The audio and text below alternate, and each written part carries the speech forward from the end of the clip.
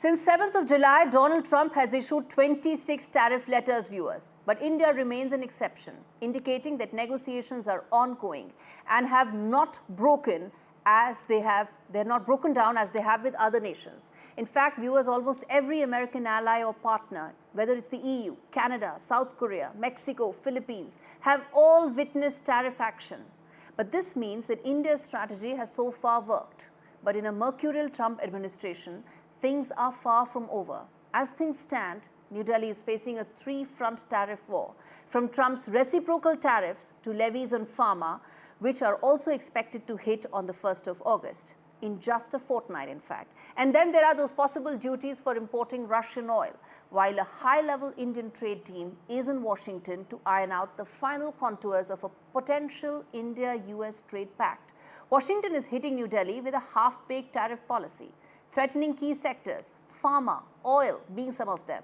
In fact, US is India's largest pharma sector and market, with exports touching almost $10 billion. New Delhi supplying 47% of the generic American drugs, a low-cost supplier for high-quality drugs. A 20% duty on drugs will severely squeeze the Indian pharma companies' margins, but will also hurt the American consumer, and that's the larger thing here. Let's now also focus on the other aspect of the Trump tariff volley, which is the NATO chief's comment. He spoke about and said that he's warning countries like India not to buy Russian oil, or else they will be slapped with over 100% as secondary tariffs. First, hear what he said, and then we come back and tell why Mark Rutte is completely wrong.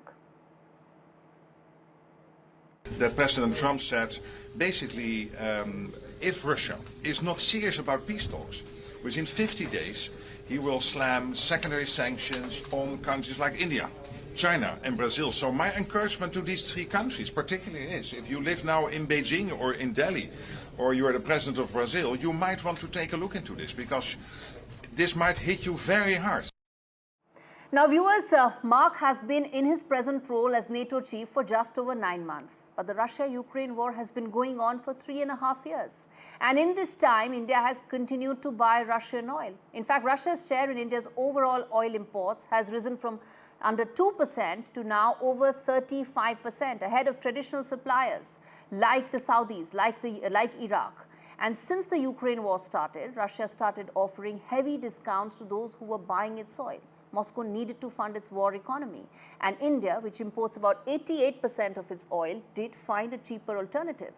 And Trump, remember, is transactional, he is mercurial. Well, if Russian oil is out of the market, it is higher, then that prices will have an impact on the American consumer as well.